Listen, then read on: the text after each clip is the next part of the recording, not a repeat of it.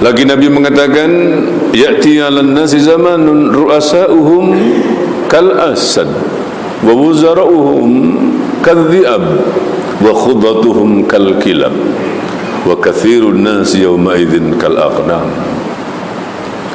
Nanti akan datang di akhir zaman menjelang kiamat, kamu lihat, kata Nabi, pemimpin-pemimpin manusia ketika itu adalah umpama singa, dan menteri-menteri mereka pada hari itu adalah ibarat serigala.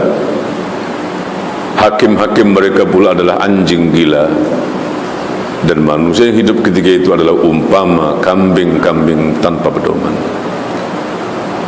Apa mau jadi struktur sebuah masyarakat, ya, di mana pemimpinnya bermentaliti seperti mentaliti singa. Singa itu kerjanya tukang terkam. Ya, dari dulu singa memang raja.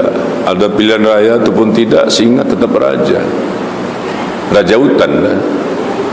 Kerjanya terkam sana terkam sini. Menterinya adalah serigala, binatang paling licik, binatang pandai mengampu itu serigala. Ya, pengampu-pengampu. Jadi menterinya adalah pengampu-pengampu. Hakimnya adalah anjing. Anjing gila.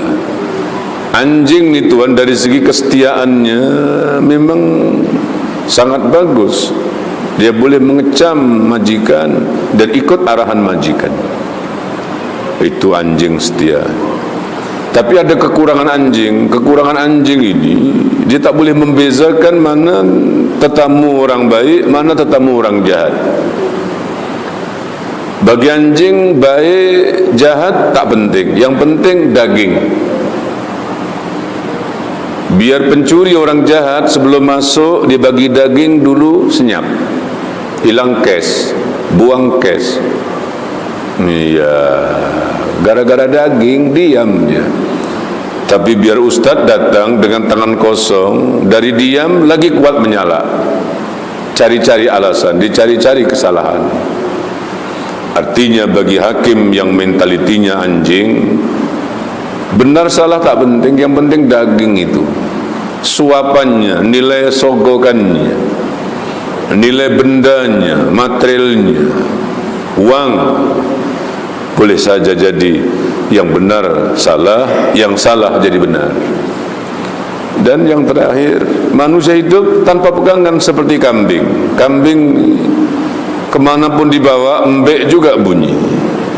Di kandang embek, di padang embek, di pasar embek, ke masjid embek, ke parlimen embek, disembelih pun embek. Nak masuk kuali pun bunyi lain tak tahu, embek juga. Akhir zaman akan terjadi seperti itu. Dan lagi kata Nabi, apabila ekonomimu telah dipengaruhi oleh riba, hingga tidak lagi ada transaksi jual beli, simpan pinjam, sewa gadai, melainkan pasti di sana ada riba. Bilangan kaum wanita lebih besar daripada kaum lelaki. Masa berjalan begitu pantas, jarak yang jauh terasa begitu sangat dekat. Ketika itu akan terjadi pembunuhan merata-rata, perzinaan di mana-mana. Ekonomi sebuah negara dimonopoli oleh satu golongan sahaja. Amanah disia-siakan. Zakat dianggap sebagai cukai. Laki-laki tunduk kepada kemauan kaum wanita. Anak-anak derhaka kepada ibunya. Pergaulan bebas merajalela. Anak-anak zina memenuhi jalan-jalan raya. Masjid-masjid sudah dijadikan sebagai tempat pergaduhan. Dipilih pemimpin dari kalangan orang yang paling rosak akhlaknya. Dihormati seseorang kerana takut akan kejahatannya. Arak diminum di merata-rata. Laki-laki berbangga dengan emas dan kain sutra. Artis penyanyi disanjung tinggi dan ulama dikeji. Musik, lagu-lagu dijadikan sebagai hiburan. Dan ramai orang yang hidup di akhir zaman berani mengutuk dan menghina para sahabat-sahabat radhiyallahu anhum yang mulia. Orang berbuat ma'ruf dituduh mungkar, dan orang berbuat mungkar dikatakan ma'ruf. Ilmu agama tidak diminati. Ulama-ulama banyak yang dimatikan oleh Allah.